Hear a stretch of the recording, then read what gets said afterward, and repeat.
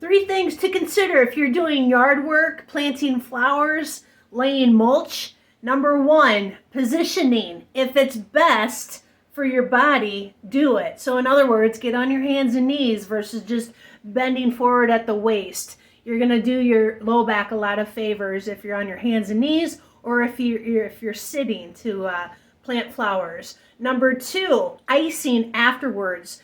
A lot of times people think tight muscles, you should use heat, but really it's about the joint, that when that gets inflamed, that's heat. Inflammation is heat, so you want to counteract that with ice. That's going to help speed up your healing and help with pain relief as well. So no need to pop the ibuprofen or the Tylenol, simply ice. It's more effective and better for your body. And then number 3, consider getting your spine looked at, because misalignment of the spine pinches nerves, pulls on the muscles, can cause back pain. If you don't fix it, it's only going to get worse. So reach out to me, drbchiropractor.com. Make it a great day.